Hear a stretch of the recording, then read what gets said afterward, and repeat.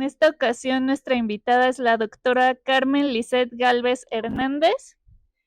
La doctora Carmen Gálvez es licenciada y doctora en psicología por la UNAM. Es nivel 1 en el Sistema Nacional de Investigadoras e Investigadores y desde hace 10 años trabaja en el Instituto Nacional de Cancerología como investigadora por México, donde dirige proyectos de investigación desde una perspectiva biopsicosocial de la psicología de la salud en pacientes con cáncer de mama, a quienes también proporciona atención psicológica. Es supervisora in situ de la maestría en medicina conductual y profesora de asignatura dentro de la licenciatura de la Facultad de Psicología, así como profesora del posgrado en Ciencias Médicas, Odontológicas y de la Salud de la UNAM. Ha publicado diversos artículos y capítulos en revistas nacionales e internacionales y dirigido diversas tesis de licenciatura y posgrado. También colabora en distintos proyectos de investigación multidisciplinarios con médicos especialistas, nutriólogos, rehabilitadores físicos y más dentro y fuera del INCAN. En la actualidad, su línea de investigación se ha enfocado en el miedo a la recurrencia del cáncer, adaptando culturalmente una intervención psicológica canadiense al español y colaborando con investigadores internacionales para su implementación. Le damos la bienvenida, doctora. No sé si pueda comenzar a proyectar. Claro que sí, mucho gusto.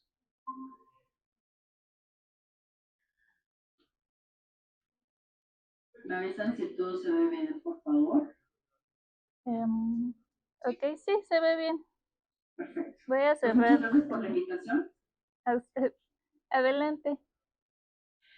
Y estoy muy contenta de estar aquí con ustedes y espero que esta presentación sea de utilidad y de reflexión. Por supuesto, estoy abierta a todas sus preguntas cuando termine. Bueno, pues como les comentaron, mi tema es el cáncer de mama. Trabajo con pacientes con cáncer de mama hace mucho tiempo. Y una de las líneas de investigación que hemos estado trabajando con las pacientes es la psicofisiología clínica. Y pensamos que podría ser una experiencia interesante platicarles cómo nos ha ido en el Instituto Nacional de Cancerología, trabajando desde la psicofisiología clínica, desde la parte periférica, autónoma, en esta semana del cerebro que están celebrando. Bueno, pues la idea del día de hoy es mostrarles cómo ha sido nuestra experiencia en aplicar la psicofisiología clínica como una herramienta clínica, pero principalmente en este caso de investigación dentro del instituto. Les voy a platicar por qué es importante el cáncer de mama, que a veces parece redundante, pero siempre es bueno repasarlo. ¿Qué es el Instituto Nacional de Cancerología? ¿Qué se dedica? Y hablarles un poco, centrarme en la parte psicofisiológica y de la técnica terapéutica de psicofisiología. Y al final les voy a compartir algunos de los resultados que hemos encontrado en nuestras pacientes con esta aplicación. Bueno, ¿por qué es importante el cáncer de mama? Pareciera que a todos nos queda claro, pero bueno, me gusta la imagen de esta mujer que representa mucho lo que creo que he compartido con las pacientes con las que he trabajado. ¿No? Es una mujer que podemos ver que le quitaron la mama y está reconstruida. Esa mama es un implante, pero está reconstruida sin el pezón, que normalmente es así para la mayoría de ellas. Y lo muestra con mucho porte y seguridad, ¿no? Y creo que eso representa mucho también a nuestros pacientes, esa actitud. El cáncer de mama, considerando todos los tipos de cáncer, tiene el primer lugar en mortalidad e incidencia de mujeres en el mundo y en México. Esto es lo más importante que quiero decirles aquí. Es decir, es la primera razón por la que nuestros pacientes fallecen teniendo cáncer y es el cáncer más frecuente que aparece en las mujeres en el mundo y en México. Por ejemplo, podemos ver que en la última referencia formal que hubo del 2018,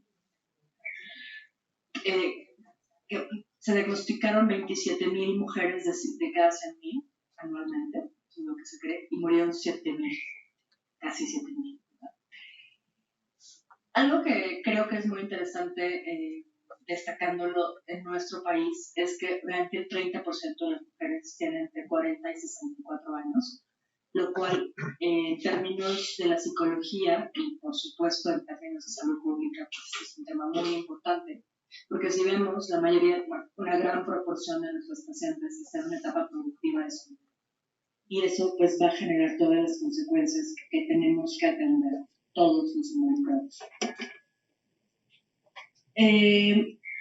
Antes de pasar a otra cosa, quiero compartirles este esquema que me gusta mucho, que permite entender los resultados de la investigación que les voy a compartir, pero también entender lo que pasa en estos pacientes. Este modelo es un modelo que se ha utilizado en varios modelos, esta noción, digamos, en el que las pacientes y lo que viven, las consecuencias, van a cambiar a lo largo del tiempo, desde que empieza la enfermedad, desde que empieza la sospecha de la enfermedad, que no está en este esquema, hasta la sobrevivencia, es decir, hasta que terminan sus tratamientos y están libres de la enfermedad. Sin embargo, se vuelve un tema pues, más complejo cuando pensamos que las pacientes pueden cambiar su estructura, que no ya estoy poniendo en este esquema, nada más es un esquema de ejemplo, pero en la realidad podemos ver que una paciente que puede pasar del diagnóstico a, por ejemplo, la recurrencia o la enfermedad terminal y de ahí la muerte, o del tratamiento a un nuevo tumor en el que tiene que volver a empezar, ser diagnosticada, etc.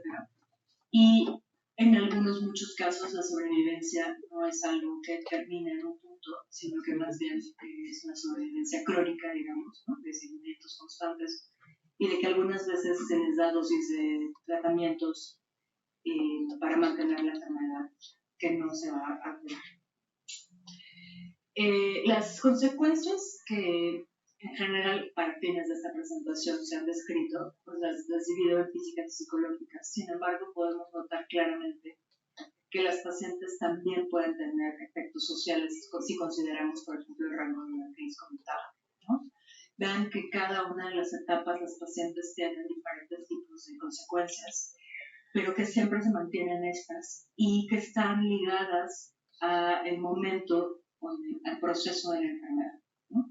Por ejemplo, podemos ver que en el diagnóstico principalmente es el dolor físicamente el que está predominando, y en las psicológicas hay muchísimas, ¿no? Dentro de ellas el estrés, el miedo y algo, por supuesto, muy interesante, que también es un tema que se ha tratado mucho en la psicología, que es la confrontación con la propia mortalidad. Durante el tratamiento vemos que todas las consecuencias están ligadas a los efectos adversos de los tratamientos y a los cambios que eso genera en sus vidas, lo cual, si todo sale bien y llegan a la sobrevida, irán cargando, acumulando, y que en ese momento pues tendremos que tratar a estas sobrevivientes de esa manera en lo que corresponde a la adaptación a su nueva vida, considerando el cargo de la actividad. Otro tema interesante y por el que les voy a hablar en esta presentación es que sabemos particularmente que en nuestro país las pacientes que tienen una enfermedad no tienen solo una enfermedad, ¿no?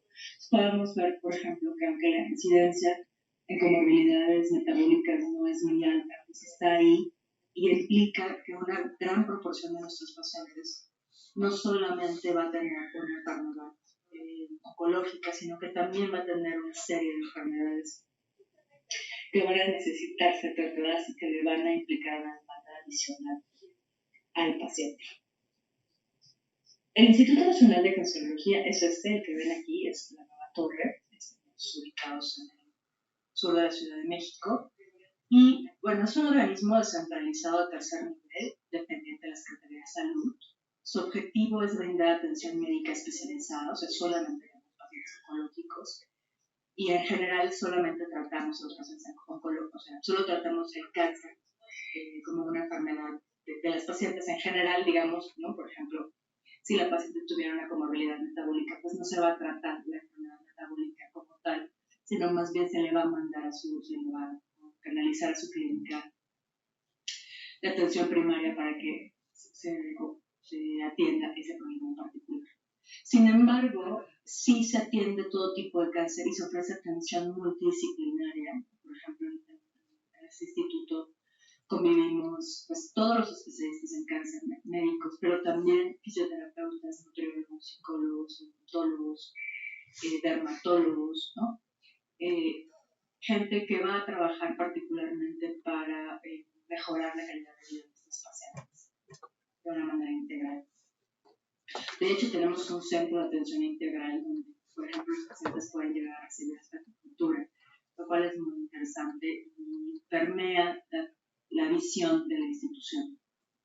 Pero bueno, como un instituto nacional, ustedes saben, es un centro de enseñanza e investigación. Nosotros trabajamos con los profesionales que se especializan en estos pacientes y a su vez, bueno, formamos a estos profesionales y a su vez tenemos pues todo lo que compone un comité de ética e investigación y unidades funcionales. Esto es muy interesante.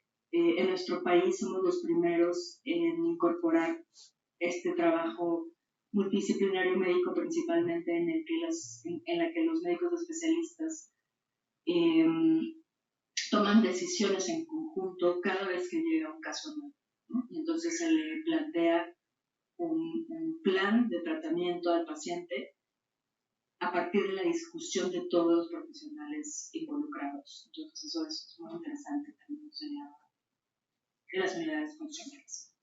Bueno, ¿qué es la psicofisiología? Para los que no lo conocen, la psicofisiología es una disciplina típicamente psicológica. Esto significa que nos interesa entender o explicar o atender sucesos conductuales, pero lo hacemos a través de la mención y la comprensión de correlatos fisiológicos de ellos.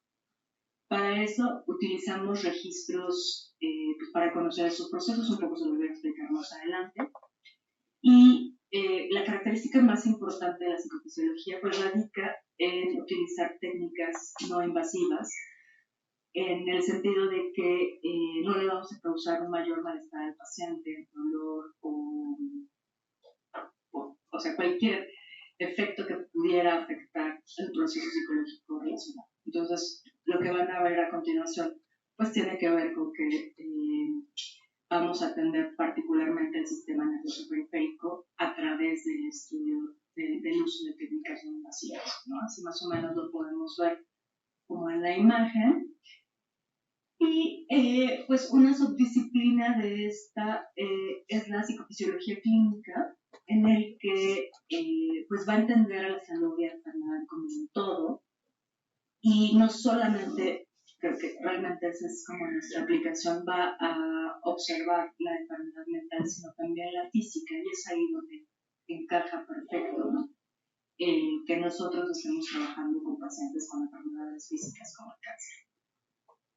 La psicofisiología clínica tiene una perspectiva biopsicosocial y esto es muy importante en el sentido de que permite entender no solamente a un paciente con una enfermedad física desde sus procesos patofisiológicos, sus procesos psicológicos que está viviendo la persona, sino también sociales, y considera que estos se están desarrollando e interrelacionando dinámicamente, complejamente, y que nosotros al tratar de entender a las personas, al tratar de atenderlas, también nos exige que usemos esta perspectiva.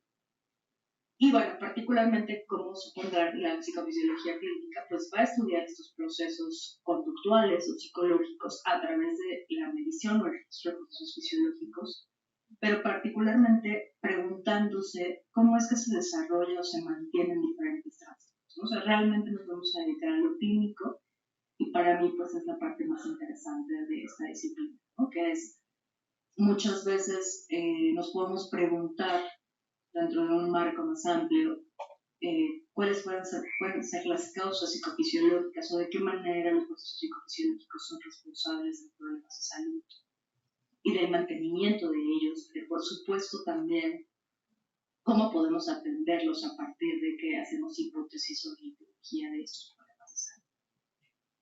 Ay, No sé por qué se ve así esto de la retroalimentación biológica, pero créanme que les puedo decir qué es la retroalimentación biológica. La retroalimentación biológica es la técnica terapéutica derivada de todas estas, de los resultados empíricos y de investigación de la psicofisiología y la psicofisiología clínica, que ha permitido ampliar nuestras posibilidades terapéuticas hacia un terreno en el que utilizamos el registro de procesos fisiológicos para poder reforzar algunas de las técnicas que utilizamos para muchos pacientes. Déjenme ver si lo tengo correcto en mi presentación aquí para decirles. Bueno.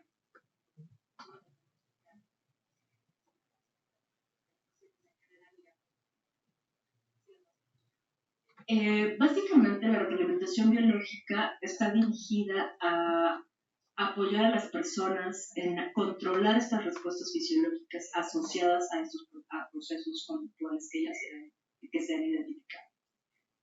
Les quiero decir la definición como es literal. Monitorea respuestas corporales a través de un programa de computadora, proyectando la información captada a través de su representación visual para que el paciente pueda controlar sus respuestas corporales a través de la retroalimentación fisiológica que recibe. Y aquí lo podemos ver así. Ustedes pueden ver que esta persona está viendo una imagen. Técnicamente esa imagen representa sus respuestas fisiológicas y está programada para que esa información provea el reflejo, la representación de sus respuestas corporales. Y bueno, por supuesto que está diseñado para que lo provea de una manera en la que estamos buscando un aprendizaje óptimo. Si les quedó duda sobre esto, los aclaro más adelante. De todas maneras, voy a ampliar mi explicación al respecto. Entonces, la retroalimentación biológica usa un grupo de procedimientos terapéuticos que implican pues, diferentes tipos de sitios físicos, que los vamos a mencionar más adelante, y modalidades de retroalimentación, por ejemplo, auditivas o visuales, ¿no? Lo que vieron es un ejemplo de una retroalimentación visual, y todo un conjunto de procedimientos que se tienen que seguir acá. Por ejemplo, es muy importante la parte en la que el terapeuta usa instrucciones verbales y lo que le dice, el sentido que le da a las respuestas fisiológicas y a lo que la persona está viendo, porque digamos que el equipo es solamente una herramienta, ¿no? El sentido que le da a la relación entre las respuestas fisiológicas y lo que la persona está viendo y lo que la persona tiene que hacer para modificarlas, pues depende del terapeuta. En general va a implicar un proceso de atención enfocada en el que la persona está sí enfocada en lo que está viendo en la computadora, pero también enfocada en sus propias respuestas corporales, lo cual es muy importante. Y la mayor parte de las técnicas que utilizamos son de relajación, como parte de toda una serie de corrientes terapéuticas en las que buscamos que la retroalimentación refuerce las habilidades de relajación y sus efectos relacionados a lo que trabajamos. Por ejemplo, lo vamos a ver más adelante, pero por ejemplo es muy común que nosotros trabajemos en conjunto con otras técnicas la relajación para apoyar al paciente que tiene dolor a manejar o controlar su dolor de una manera más apropiada. Yo no sé cómo es que se cambió al ruso, pero bueno. También la retroalimentación y todo lo que hacemos en la psicofisiología va a implicar el uso y el manejo y el dominio de todos estos dispositivos que estamos viendo, electrodos, sensores, transductores, ¿no? que traducen la señal percibida o detectada a el sistema de computadora para que se vea pues, gráficamente de la manera en que lo observamos, etc. ¿no? Entonces, también para nosotros implica toda una especie de entrenamiento técnico y, por supuesto, la adquisición de equipos que es fundamental para el trabajo. No sé por qué se ve así, pero es que sí está muy extraño. Déjame descargar la presentación otra vez. Bueno, una disculpa por esto que siempre pasa, ¿verdad? Bueno, eh, entonces, ¿qué utilizamos para registrar la respuesta fisiológica? O más bien, perdón, ¿qué respuestas fisiológicas elegimos para como correlatos de la conducta? Pues la actividad muscular, la tensión muscular, ciertos músculos en particular. Medimos la temperatura periférica también, la conductancia de la piel o la sudoración de la piel, que normalmente la medimos en las manos, la tasa cardíaca y con menos frecuencia, más bien por los sensores, medimos volumen sanguíneo, presión arterial, el ritmo respiratorio y la actividad eléctrica electroencefalográfica. La siguiente, por favor. Gracias. Entonces, ¿qué es lo que hacen estos procedimientos? Realmente la idea de todo este proceso tecnológico radica en que la imagen que está viendo la persona sea significativa y precisa a lo que él está respondiendo fisiológicamente, de acuerdo a la respuesta que estamos registrando. La intención no es que la persona dependa del equipo para generar esas respuestas fisiológicas de las que él puede ver en la computadora, pero también tiene que estar consciente en su propio cuerpo. Y más bien en lo que radica a lo mejor el cambio para algunos que son psicólogos, implica que el terapeuta, más que psicólogo como tal, es un entrenador que está enseñando a la persona a aprender a controlar sus respuestas fisiológicas a través de esta herramienta. La siguiente, por favor. Entonces, ¿cómo funcionan, o bueno, cómo se cree que funciona, o la razón por la que se cree que funcionan estos procedimientos, es porque la imagen va a generar un estímulo que va a darle la señal a la persona de que lo está haciendo bien. Y eso nosotros lo consideramos como una recompensa. Es un reconocimiento a la persona de que lo está haciendo correctamente. Normalmente lo hace el equipo y lo hace el entrenador, el terapeuta. Y se cree que estas recompensas o estos reconocimientos de que la persona está alcanzando, por ejemplo, les voy a explicar.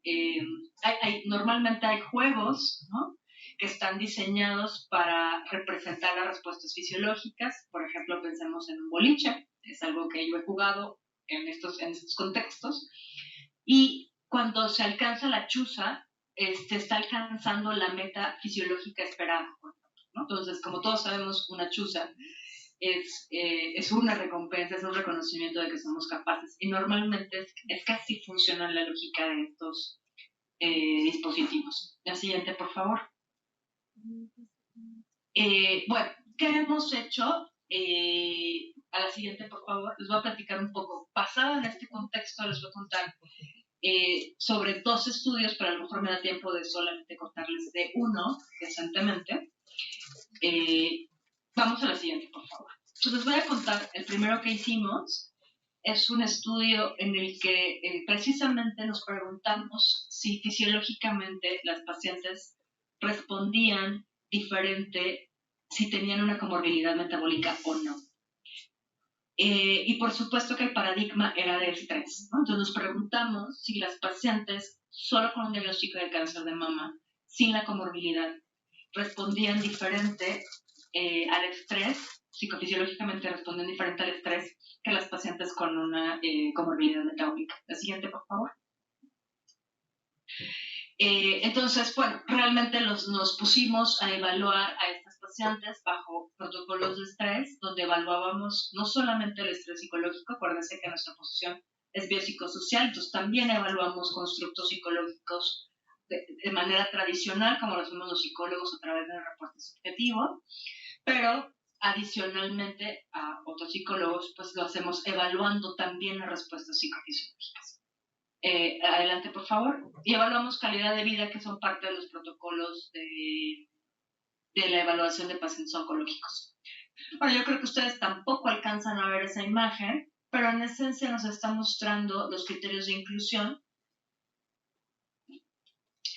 Algo que hicimos en este estudio y que es la razón por la que quiero compartírselos, es que en este análisis incluimos a 7 personas, a 7 mujeres, lo más apareadas posibles, que no tenían cáncer de mama ni comorbilidad metabólica. Entonces tenemos 3 grupos que a los 3 las comparamos y eso es lo que quiero mostrarles. En general, excluimos, lo más difícil pues fue reclutar a las sanas, la verdad, creo que eso es lo que les voy a contar.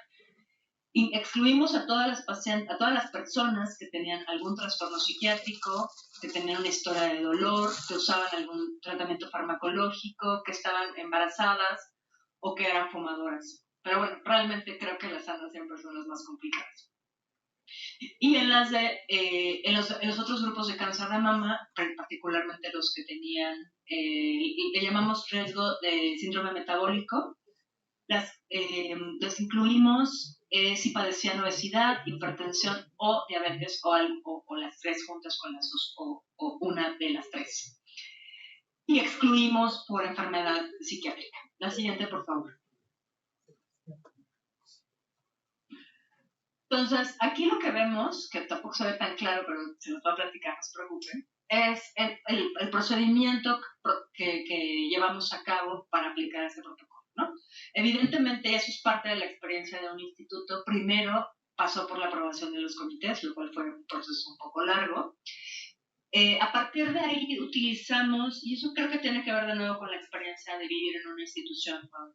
Sí, vivo en una institución, de trabajar en esta institución, que es que utilizamos el expediente electrónico para identificar los criterios de las pacientes, o sea, de lo que buscábamos en ellas, a través de sus citas médicas, ¿no? Entonces, cada vez que las pacientes venían, o a partir de eso, las identificábamos y cuando venían aquí las invitábamos a participar. Corroborábamos sus datos clínicos a través del expediente y a través de su propio reporte, las invitábamos a participar, por supuesto firmaban su consentimiento informado y eso se hizo para cada una de las participantes, las sanas, las de cáncer de mama y las de cáncer de mama y síndrome metabólico. A ambas les hicimos la evaluación de reporte subjetivo y la evaluación psicofisiológica. La siguiente, por favor. Aquí lo que van a ver es cómo funciona particularmente la evaluación psicofisiológica, que eso es lo que les quería mostrar. Es transversal, lo hacemos en una sola ocasión. Es muy complicado hacer que estos pacientes que tienen tantos compromisos, tanta cita médica, tengan que esperar tanto tiempo. Realmente es muy complicado buscar evaluarlas en más tiempo, pero vean que dividimos, bueno, pues la evaluación psicológica la estamos considerando como la entrevista clínica y la aplicación de instrumentos de reporte subjetivo, que son, les preguntábamos sobre cuánto estrés percibían en una escala de estrés percibido, les preguntábamos calidad de vida, cómo percibían sus niveles de calidad de vida, cómo afrontaban sus problemas, con un constructo que se llama estrategias de afrontamiento, y aplicábamos también ansiedad y depresión. O sea, como ven, era un bonche muy grande de pruebas.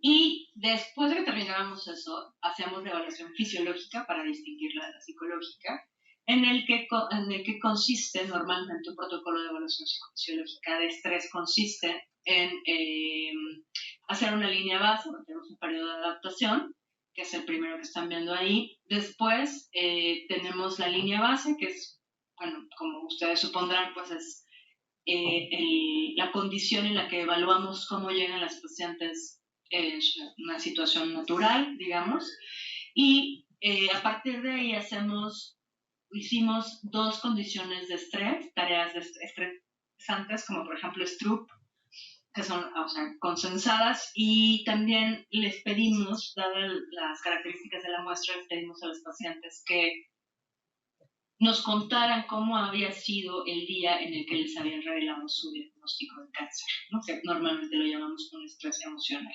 Entre estas condiciones se incluyen se incluyen situaciones de recuperación en las que se le pide a la persona que no haga nada mientras está siendo registrada y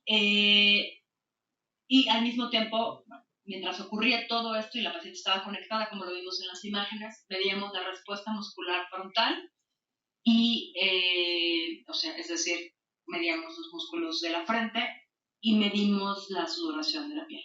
La siguiente, por favor.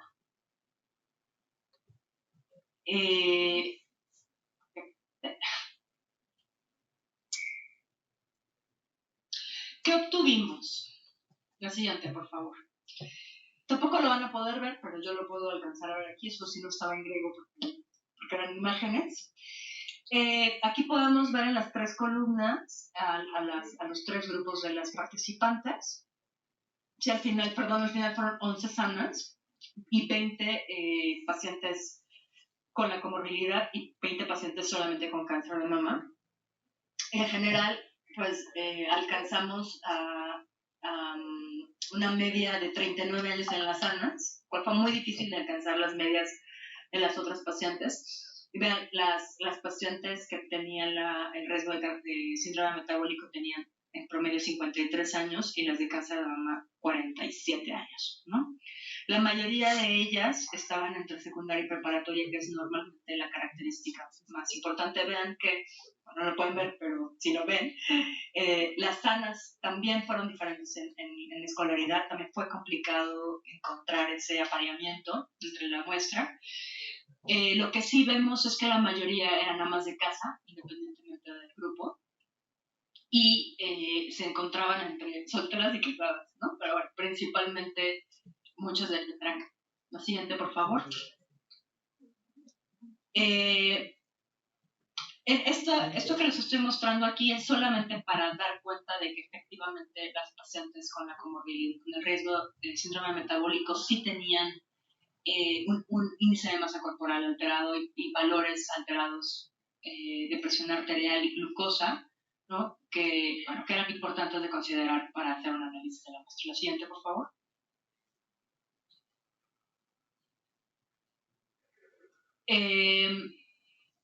Otra cosa importante es analizar cuáles son las características clínicas de la muestra oncológica, ¿no? Básicamente, las pacientes tenían un tipo de cáncer como el más común que hay en el país, y es que responde bien, sabemos que responde bien a los tratamientos.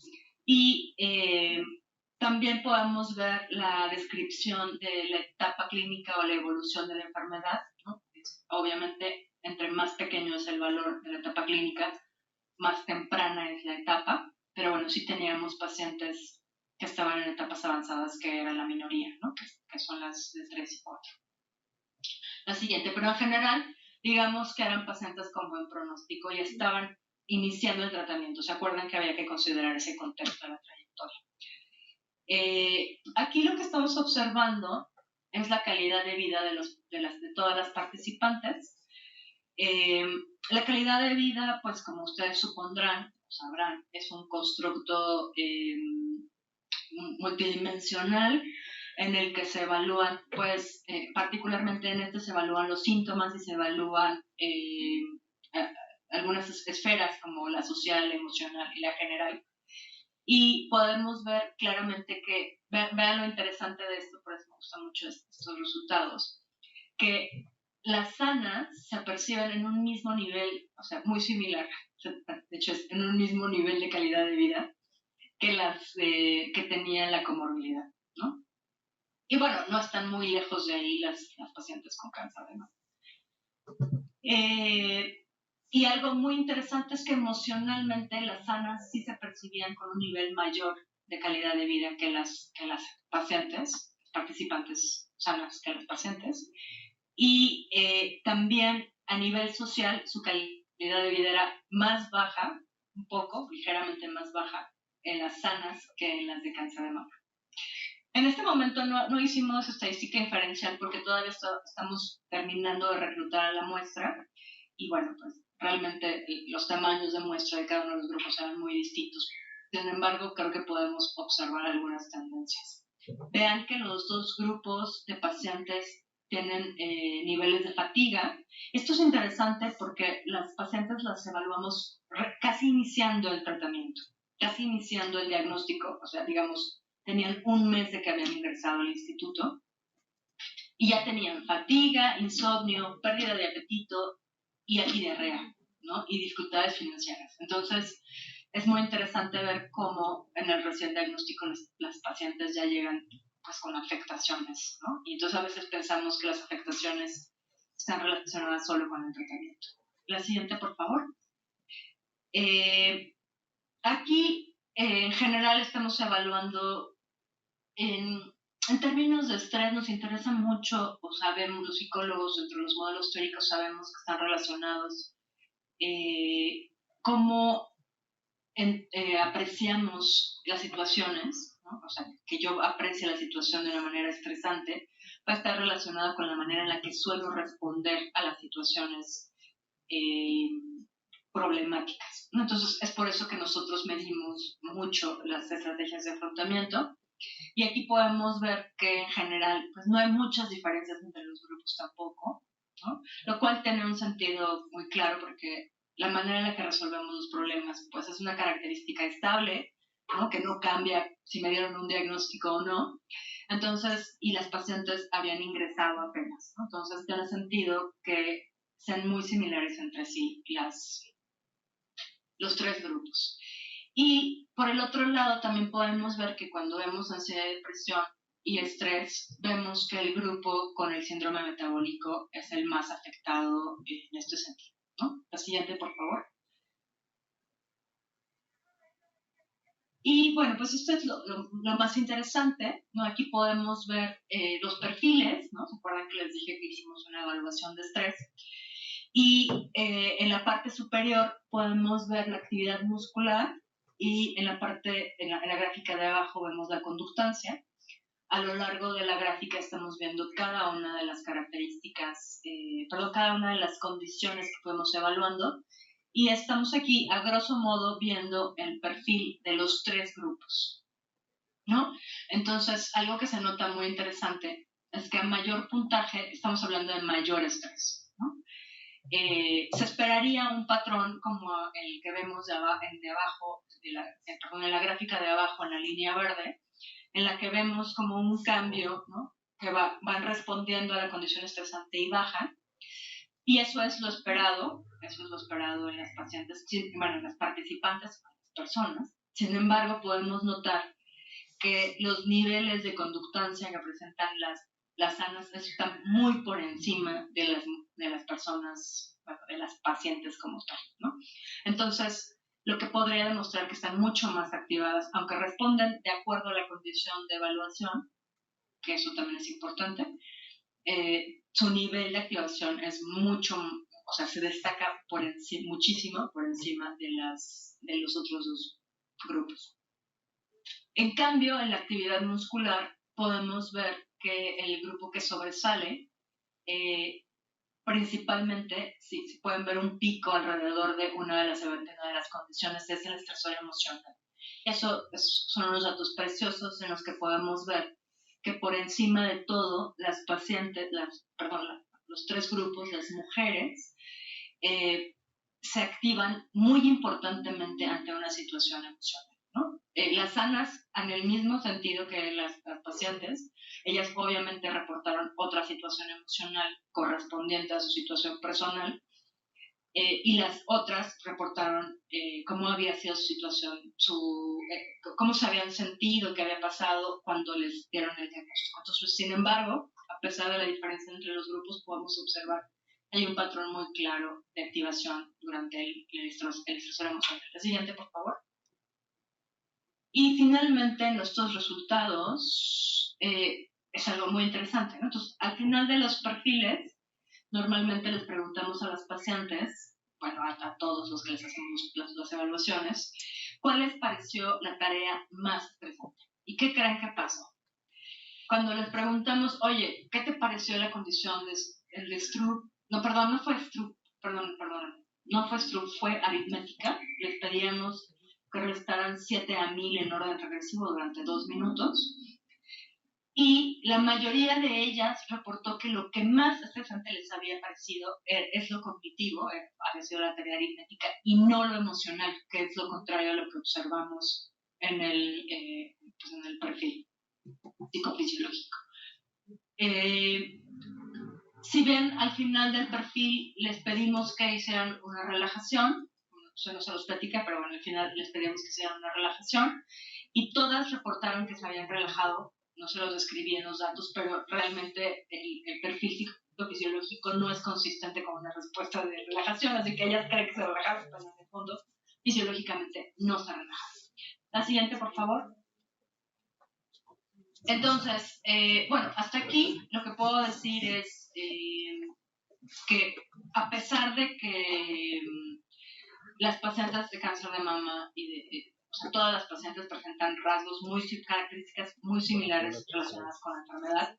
Sin embargo, las participantes, las pacientes con síndrome metabólico, parecieran que están más sensibles o más activadas a las situaciones estresantes pero que además de eso, independientemente de eso, ninguna percibe que realmente se estresa ante la situación emocional, que es la más, la que arroja la mayor activación. Y además, o sea, pareciera que tienen poca conciencia de sus respuestas corporales, porque ellas perciben relajarse cuando no se relajan y perciben estresarse cuando no se estresan, ¿no? Vemos que las sanas están mucho más activadas en general. Creemos que esto tiene que ver, pues como evidentemente pasa, pareciera que la vida cotidiana nos produce ese tipo de respuestas fisiológicas, aunque no lo notamos. Sin embargo, ellas parecían tener las estrategias más adecuadas para relajarse, o sea, ellas coinciden más con su respuesta, su reporte subjetivo, de que se relajaban más y coincidió con el perfil psicofisiológico. Yo creo que podemos ir a la última diapositiva, por favor, las conclusiones. Esa, por favor, esa. La anterior, la siguiente, perdón. Esa, gracias.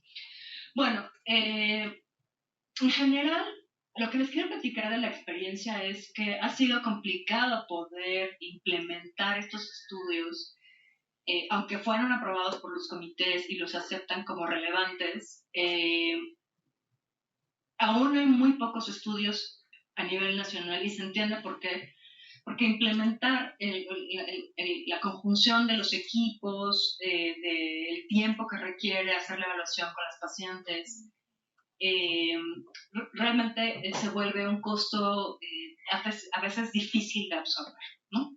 Sin embargo, creemos que hacerlo nos da una ventana a la que se le ha dado mucho valor en una gran parte de la literatura de la psicofisiología, que nos permite dar cuenta de cuáles son las necesidades de las pacientes y cómo podemos ayudarlas, por ejemplo, en términos de mayor conciencia corporal, ¿no? De mayor identificación del efecto de esas situaciones que le están provocando pues, malestar emocional, etc.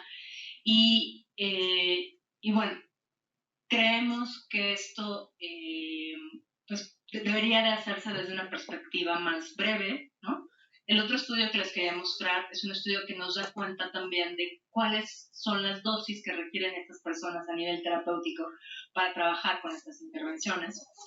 Y bueno, pues creemos que el desarrollo de protocolos de investigación psicofisiológica es posible hacerlos dentro de las instituciones de salud, es complicado, costoso en muchos sentidos, pero bueno, sigue siendo muy valioso en el sentido clínico y de revelar los principios psicofisiológicos de estas pacientes y por supuesto en su contraste con las mujeres que aparentemente son sanas, pero que en lo que vimos pareciera, o en la tendencia que vimos pareciera que no son tan distintas entre sí, lo cual pues es un misterio a revelar.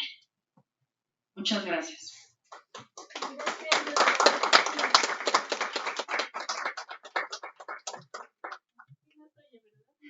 Sí, perfecto.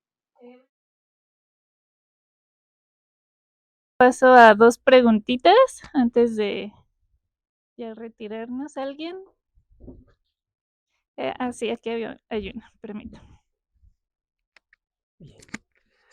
Gracias, doctora Lisette. ¿Sí me escuchas? Sí, perfecto. Gracias. Además te agradezco que hayas participado hoy. Quiero comentar que la doctora aceptó participar Teníamos programada otra charla. El ponente tuvo un imprevisto y doctora, te agradezco mucho de veras que hayas venido a presentarnos algo de tu trabajo. Bien interesante, me parece que hay mucho que abordar y como mencionas ahí, intervenir durante el proceso clínico y de diagnóstico de los pacientes me parece bien, bien relevante, pero me llama la atención algo que ya has dicho varias veces y que de hecho concluiste con eso, el hecho de que las pacientes sanas tengan algunos de tus indicadores muy similares a las pacientes diagnosticadas. No sé si me preocupa por el nivel de estrés que vivimos en el país o por la capacidad de afrontamiento de las pacientes. Entonces, no sé si quieres comentarnos algo sobre de esto. Sé que todavía no lo han profundizado, pero al menos qué indicios o qué pistas tienen para explicar esto. Mira, realmente, o sea, estos resultados me gusta mucho compartirlos porque justamente los hicimos hace algunos años y al principio, o sea, ahorita ya tengo 10 años trabajando con las pacientes, ¿no? Entonces eso fue como hace 5 años aproximadamente, esos resultados. Ahora hemos reclutado más, pero en una diferente tendencia. Sin embargo, siempre hemos vuelto a estos resultados. Y ahora que tenemos una muestra mayor, que queremos analizarlo más profundamente en términos de lo que estudiamos, pero creo que en general revela lo que estás diciendo. Es decir, que pareciera que las pacientes con este diagnóstico tienen una gran capacidad de, no sé si llamarle de resiliencia o de afrontamiento a la situación, que se revela tanto en los reportes subjetivos como en los reportes psicofisiológicos, porque si realmente vemos, o sea, las pacientes, las mujeres, pues realmente son sanas psicológicamente, ¿no? O sea, están aquí por un diagnóstico, y eso es como, lo interesante sería ver cómo cambian en el tiempo, ¿no? Pero en este punto, en el recién diagnóstico, se sienten afectados psicológicamente, pero fisiológicamente están respondiendo como las otras que no tienen, ¿no? Y esa puede ser también porque la verdad es que el cáncer de mama en comparación con otros diagnósticos de cáncer es mucho más, créeme, hemos tenido una gran oportunidad de analizar las diferencias y la experiencia terapéutica y la investigación nos muestra que estas pacientes realmente viven una situación muy, ¿cómo decirlo? Poco aversiva o poco invasiva, ¿no? Comparado, por ejemplo, con un diagnóstico de estómago o de pulmón, ¿no? Que son diagnósticos de cáncer que se comportan mucho más agresivos, ¿no? Que se identifican con mucho más dificultad y llegan en estados mucho más avanzados.